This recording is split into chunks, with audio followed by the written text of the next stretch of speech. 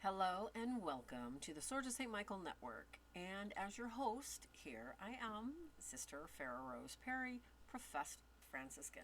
I want to welcome you to this really exciting Discernment of Spirits topic that we've been talking about. I hope you have the book if you're new. We're already on Spiritual Consolation, Chapter 3. Sit tight, don't go away. This is going to be a really good one for helping you in your own experiences with looking at your own discernment of spirits.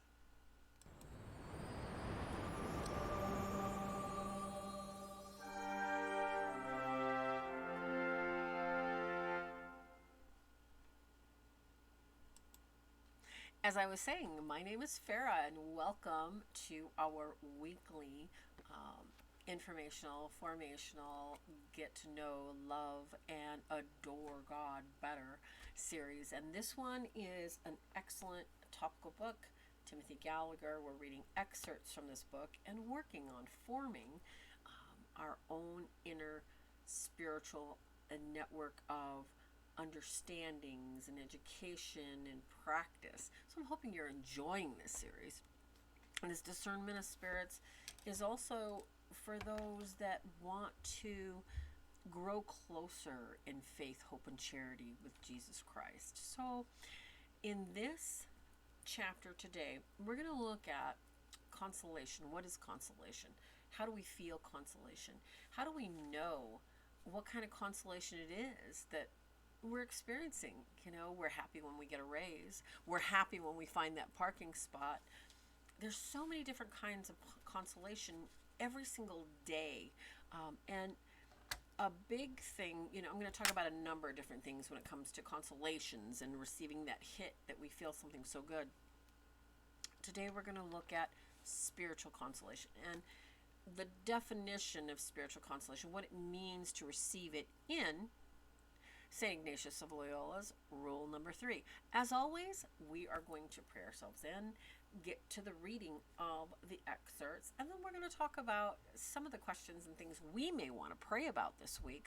As I said, I'm hoping that if you are following along, you're enjoying this series. I would love it if you could share it with somebody that might enjoy it, and give us a thumbs up, a like, and if you'd like to support the channel and this ministry that works in healing, deliverance, and exorcism, please, find the links below. We're going to get started now.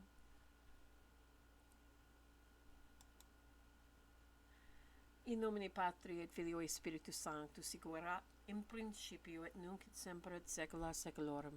Amen. Sancta Michael Arcangele, defende nos in prelio, contra nequitiam et insidiis diaboli esto presidium. Imperere Deus supplicius deprecamer tuque, princeps militia celestis satanum aliosque spiritus malignos, qui et perditionem animarum pervegantur in mundo divina virtute in infernum detrude. Amen. Our study prayer, Suscipe, by St. Ignatius of Loyola. Suscipe Domine, universam meam, libertatem, accipe memoriam, intellectum, atque voluntatem omnem, quid quidavio vel possideo. Mihi largitus es, et tibi totum, restitio ac tui prorsus voluntati trado gubernandum, amorem, tui solum cum gratia, tui mihi dones, et tibi sum satis, et caluit quidquam ultra posco. Amen.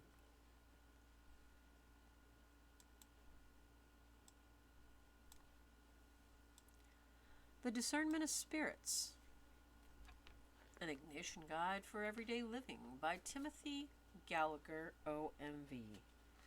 Excerpts on Chapter 3, Spiritual Consolation, Rule 3.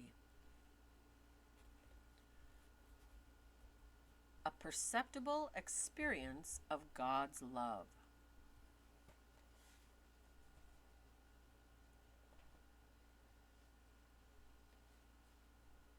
In his third rule, Ignatius writes, "The third is of spiritual consolation, and I call it consolation when some interior movement is caused in the soul through which the soul comes to be inflamed with love of its Creator, the Lord. And consequently, when it can love no created thing on the face of the earth in itself, but only in the Creator of them all.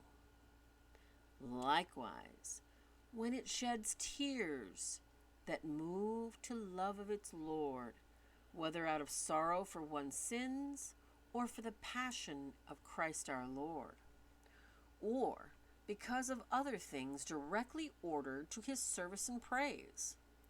Finally, I call consolation every increase of hope, faith, and charity, and all interior joy that calls and attracts to heavenly things and to the salvation of one's soul, quieting it and giving it peace in its Creator and Lord.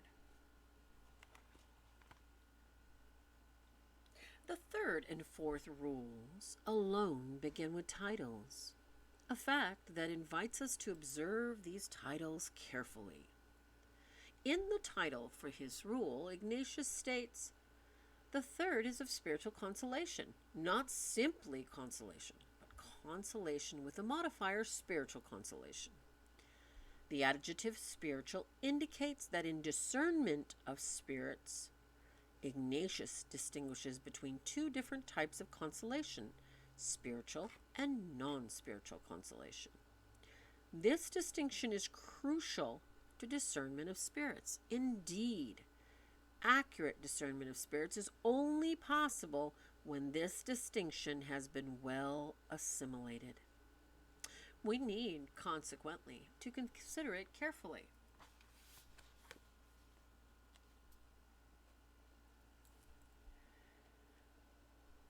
The human person encounters many happy, uplifting experiences in life. These are the gift of a loving Creator, and we are richer for them. Yet not all of these experiences are spiritual in the sense just delineated. Not all have direct and immediate reference to our life of faith and our pursuit of God's will. Such experiences might include the elevation of heart we experience in contact with nature, when we are moved and re-energized by its beauty and peace, or the stirrings we feel at the sound of beautiful music, or at the sight of great works of art. Enjoyable company and warm conversation with family and friends will also impart a feeling of happiness. Healthy exercise may instill a sense of physical well-being and energy. All of these experiences are good and willed for us by the Creator, but they are not spiritual consolations in the sense Ignatius intends here. They do not have direct and immediate reference to our life of faith and our pursuit of God's will. Of themselves, they are non-spiritual consolations. It is clear that the word non-spiritual has no negative implication. The term simply indicates that these consolations are found on a different level of our experience than the spiritual consolation Ignatius describes in his teaching on discernment. Though they are not strictly spiritual in themselves, non-spiritual consolations may readily serve as a springboard for specifically spiritual consolations. For example, we will further illustrate the difference in the relationship that may exist between these two forms of consolation.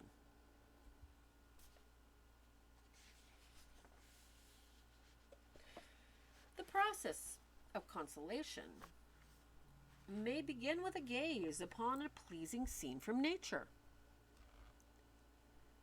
and that, in that moment, the transition from what could be non-spiritually consoling to what is spiritually consoling can occur.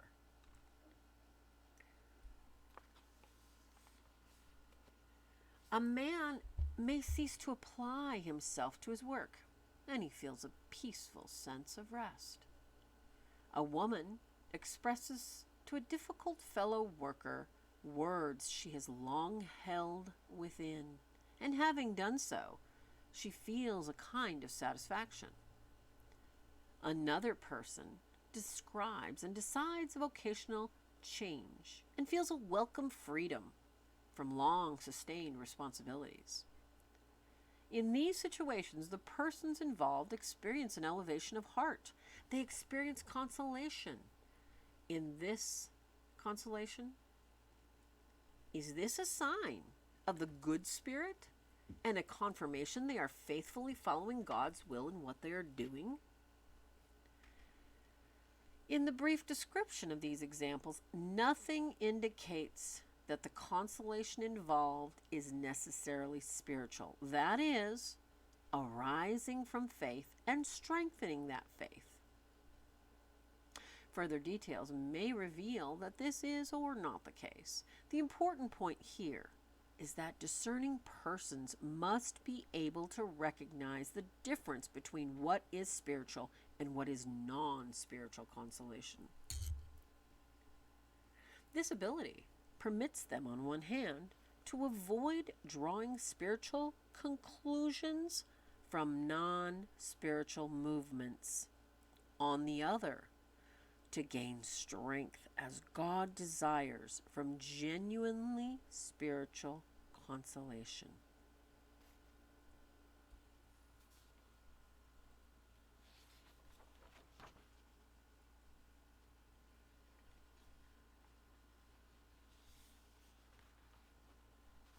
Forms of spiritual consolation.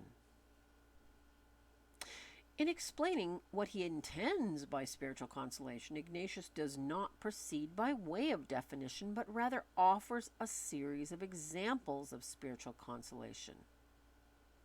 The list is extensive, though not exhaustive, as other descriptions of spiritual consolation in Ignatius's writings witness.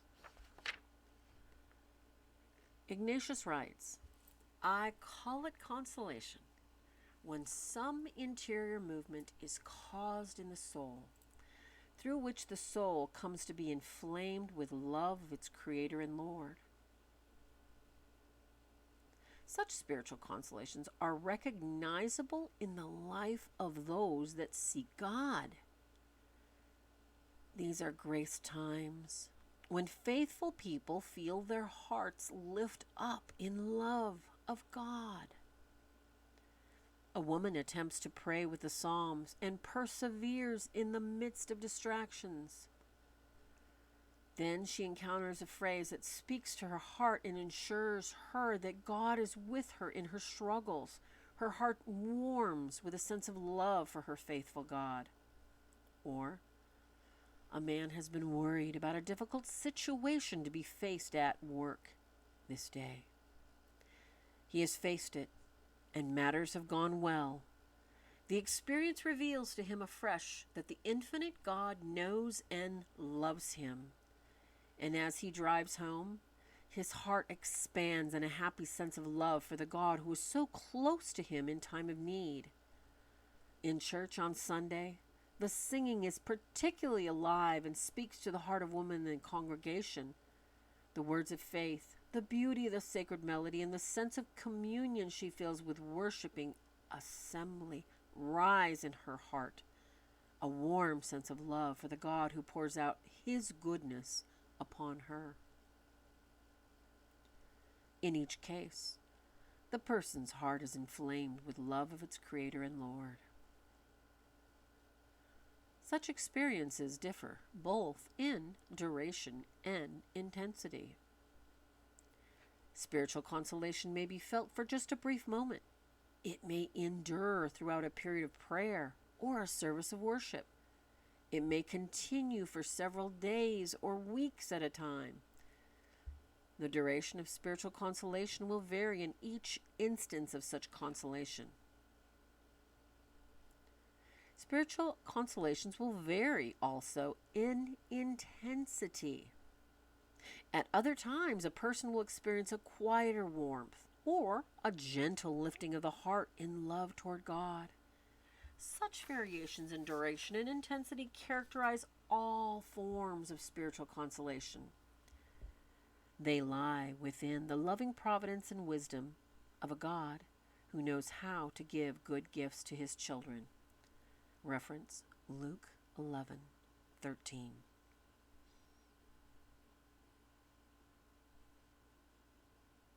The second description of spiritual consolation presupposes the first and highlights a consequence of the inflaming of love of God in the heart. The soul comes to be inflamed with love of its Creator and Lord, and consequently, this enkindling of a love of God within us causes our love for all other persons and things to harmonize with that central love, quote unquote, and consequently, it can love no created thing on the face of the earth in itself, but only in the Creator of them all. Often enough dedicated persons undergo a similar type of interior conflict. Their hearts have chosen God's love and his service, and yet experience a struggle between desire for that service and attractions towards certain places, relationships, occupations, institutions, and similar created things, which, if followed, would distance them from God, the God they wish to follow. In the gift of the second form of spiritual consolation, such struggles fade. Their hearts do not love these created things, but less, rather with a new freedom, now constant in and with their love of God. A weight is lifted, and their whole being is integrated into the response to God's call. The type of spiritual consolation Ignatius next mentions manifests the involvement of the whole person in spiritual consolation. It is enfleshed in the human person who experiences spiritual consolation, and the movements of the heart at times find bodily expression in the tears that accompany and complete the experience. Tears may express many things. Ignatius specifies which tears are expressions of spiritual consolation. Tears that move to the love of its Lord. As in every spiritual consolation, the focus remains the conscious sense of the love of God. These tears express the heart's movement toward God in love. Ignatius lists 3 God-centered motives for such tears, 2 specific and 1 more encompassing, quote unquote. Whether out of sorrow for one's sins, or for the passion of Christ our Lord, or because of other things directly ordered to his service and praise, quote unquote. Such tears, out of sorrows for one's sins, are not bitter, destructive tears of self-condemnation. They are the healing tears of the woman at the feet of Christ. Luke 7:36 through 50. Tears that express an unburdening of the heart in the presence of infinite mercy and welcome. Such tears give freedom and peace to the human heart. Another kind of tears expresses the heart's love for and sharing in the suffering of the Savior.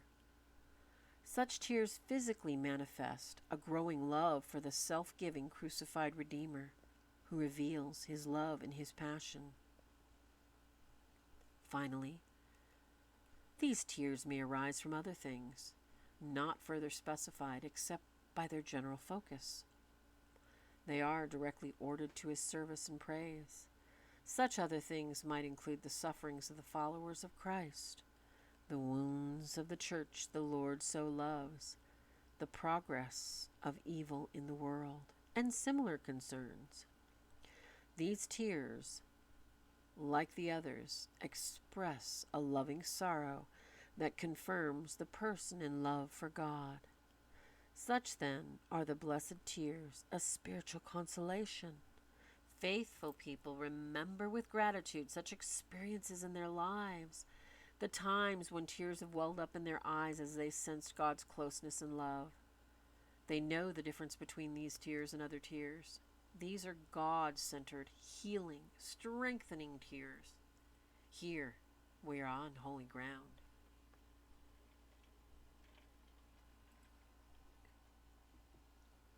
Ignatius now discusses spiritual consolation in relation to the 3 theological virtues, characterizing it as an increase in these 3 key virtues. Faith, hope, and charity are habitually present in the dedicated person as a legacy of baptism, yet they may increase at given times in ways perceptible only to that person. A man of faith is at prayer. He seeks to turn his heart toward God, but finds himself battling distractions with little consciousness of God's presence in him, and then he recalls the promise of Jesus, quote unquote, "Behold, I am with you always." As he reflects on these words, his heart lifts with a vivid sense of God's personal closeness to him now as he prays. At this moment, something changes in his experience of faith. A faith-based conviction of God's presence has constantly been operative in him and has sustained him even in his distracted prayer. Now, however, there is a perceptible increase of this faith. His faith in God's personal experience and presence to him has become more vivid and much more deeply felt. The experience increases, giving new strength to his faith and provides him with new energy to serve the Lord. The spiritual strengthening given through the experience will remain in his heart. And the person that experiences this can perceive the intensity of this increase of faith. His sense of faith in God's presence may increase gently, more strongly, or even overpoweringly. Such experiences of perceptibly increased faith, says Ignatius, are spiritual consolation. Something similar may also occur in regard to hope. A woman facing difficult circumstances in her family life has been praying for help and doing all she can to improve relationships among the family members. Though problems remain, there has been some encouraging progress. This day, things seem to have returned to the former pattern, and she finds her hope for real change waning. In meeting her children after school, she encounters a friend like her, a wife and mother. As they talk, she senses this woman's confidence in God's abiding provision in her life. And returning home, her heart lifts to God in renewed trust that his providence will also guide her life and those of her family. She experiences an increase of hope that God will be with her in her efforts and is fortified in her resolve to love her family. The same type of perceptible increase also takes place in regards to charity. In such spiritual experiences, we feel the love of God more vividly within us and find increased strength to love those around us. In each case, faith, hope, and charity. Persons who are spiritually aware will note an increase in their hearts that energizes and facilitates progress toward God. A final form of spiritual consolation is joy. There are these experiences in which our hearts rise in happiness before God, with a joy that calls and attracts to heavenly things and to the salvation of one's soul. This joy, Ignatius tells us, spiritually refreshes the heart, quieting it and giving it peace in its Creator and Lord. Once more, as in Rule 2, Ignatius speaks of the quieting and peace-instilling actions of the good Spirit. A clergyman has prayed and worked diligently to prepare his Sunday homily, and as he preaches, The message comes from his heart and touches the hearts of his listeners. Later, as they are leaving, a number of his people tell him how helpful they found his words. When all are gone, he resumes the activity of the day, but his heart turns to God in quiet joy. He finds himself increasingly grateful for his calling and drawn to the means that strengthen it. Prayer, study, pastoral service to his people. He is confirmed in dedication to his ministry and is drawn to seek spiritual growth. He experiences a joy in God that calls and attracts him to heavenly things. There's an upward direction in such experiences of spiritual joy, in the joy we feel. We find ourselves attracted to those heavenly things and to God's personal calling to us, to the scriptures, to prayer, to worship, in service to others, and all things relating to God and his saving work in our lives. In the spiritual delight of prayer, a person experiences an upward movement toward God. Committed people know this spiritual joy with its accompanying attraction to the things of God. They have felt it, perhaps in certain periods of their lives, perhaps in ongoing daily living. The fruitfulness of such joy-filled spiritual consolations is evident. They are a great gift of God for the journey. Such are the various forms of spiritual consolation Ignatius outlines in his third rule. It is important to note that Ignatius is speaking of the ordinary spiritual experience of any person sincerely seeking God. This is not a description of remote mystical phenomena, beyond the comprehension of all but a few. Dedicated followers of the Lord will recognize in their personal experience many and more, probably all these forms of spiritual consolation. Ignatius understands this to be the way a loving God ordinarily works in the hearts of his children. What will happen in our lives if we become aware of God's ordinary presence to us in these spiritual consolations that he pours upon us? What may seem a beautiful but distant teaching faith that is, God is ever with us, will cease to be abstract, and with wonder we will personally know interiorly this truth. Awareness of the spiritual consolation stirring our hearts, we will know that our God is for us. And as for the people in the desert, God is a pillar of cloud by day and a pillar of fire by night. Exodus 13:21-22. A God who always walks by our side, leading us along the way.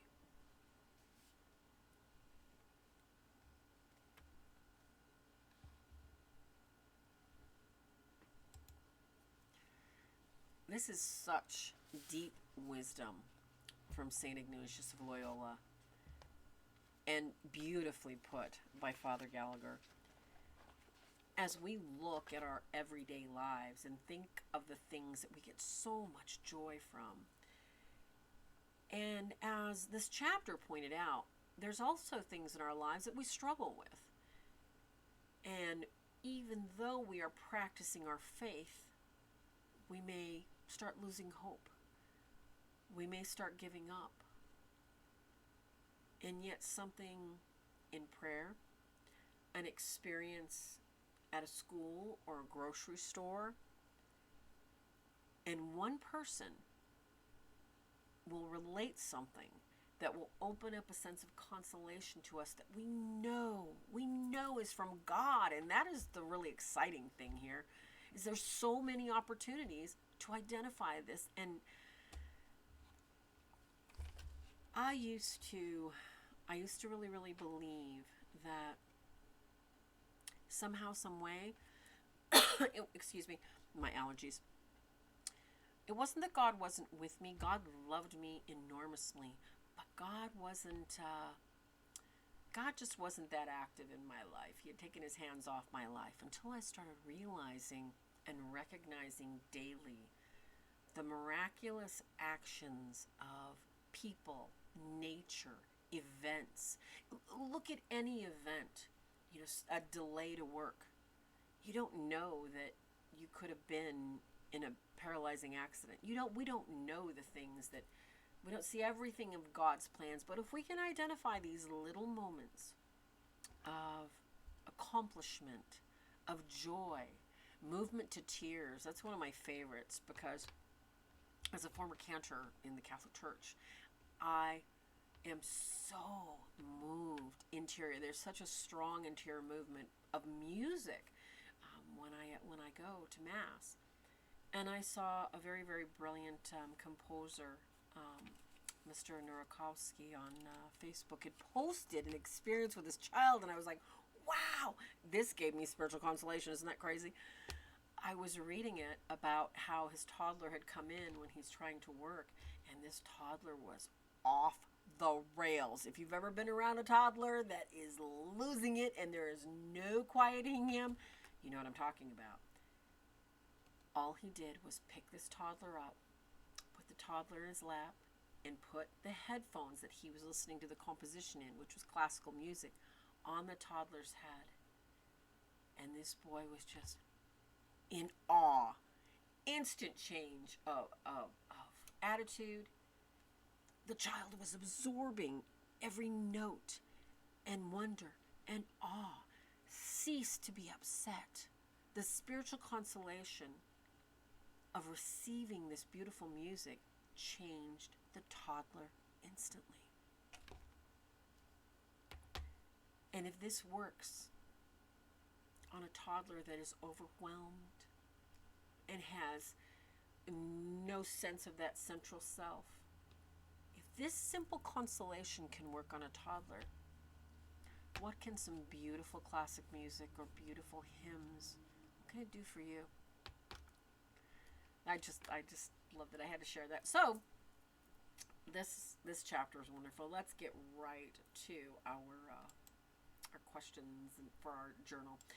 If you're new, this is Swords of St. Michael Network, and we're here to help with spiritual healing, deliverance, exorcism, and this series, Discernment of Spirits, is really, really good. It's an excellent part of, if you're studying demonology, you're studying to be with a team, you are studying for yourself to understand yourself better, that you may serve your family better, and recognize spiritual movements and the negative spiritual movements, the positive spiritual movements of angels and that sort of thing in your life. This is an excellent course. So if you're just starting, I would recommend you go back to the back and start again, or keep following along, and as you have time, pop it in, because each chapter is very, very deep.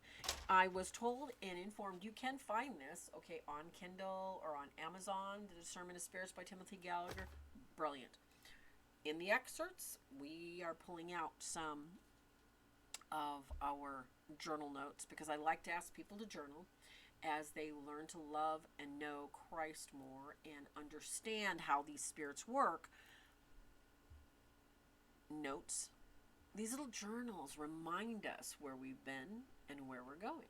Okay, so the first one here, I'd like us to look at this week, practicing sorting out the ordinary from inspirational spiritual consolation. Using this basic rule that true spiritual consolation arises from faith and strengthens our faith. Not that other consolations are bad. We want to stick with the book's delineation. They're just different. They're different. And as we discern the spiritual movement of the interior movement, this is what we have to look at. Are we being moved?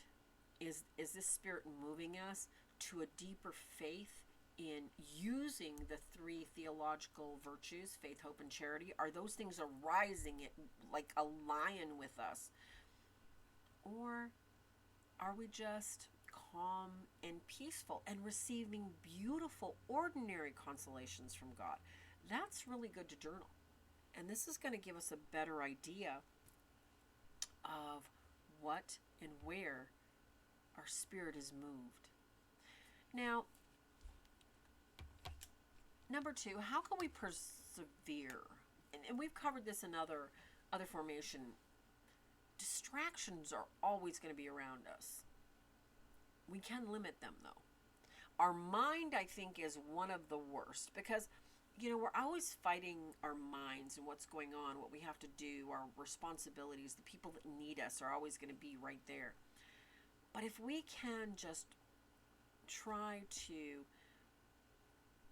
one at a time, pick a place, and remove some of those distractions, whether it's getting your list cleared of deadlines, whether for me it's calls. Sometimes I get so inundated with calls, it's like I just check them off one at a time, or I will say, you know what, I need to take a break and I'll put them off for an hour or two. Sometimes I need to just jump right in and remove those distractions so I have time to spend doing the rosary with my hummingbirds, or sometimes I need just an hour to go to adoration and just remove everything off my list. So I'd like you to think about where you are going to look at your life, your daily life or weekly life, and see where you can remove some distractions so you can enjoy time with God that loves you more than anything. So I'm hoping that this was a very positive, uplifting, informative chapter for you in the Discernment of Spirits, the spiritual consolation, because I think a lot of us, especially when we look at the mystics of the faith and we look at people that have just, visions and prophecies and everything else, this is really powerful stuff. However, mysticism is not about spiritual consolation, and that's going to be a completely different book we're going to do another time. Right now, we're going to work on our own Discernment of Spirits. We're going to work on looking at how various spirits move us, and we need to journal that. So my name is Farah, Mrs. Farah Rose Perry, Sister Farah, and I'm Professed Lay Franciscan. I'm hoping you are loving Swords of St. Michael, and there's so many different topical videos on here, everything from prayers from the Auxilium Christianorum. There are prayers that you can listen to by listening to beautiful waterfalls, so you can listen to them in the background. You can play this beautiful stuff, like if you have cranky toddlers running around. There's all sorts of things on here, and there's movie reviews and everything else. I hope you enjoy the channel. Give us a thumbs up, please, if you can. Support us with Patreon or whatever. We do direct donation, or go and find yourself a beautiful prayer bead set at prayersbythebead.com. God bless you and keep you until next week. And as always, Swords of St. Michael is here to help you win the fight and hopefully win it right.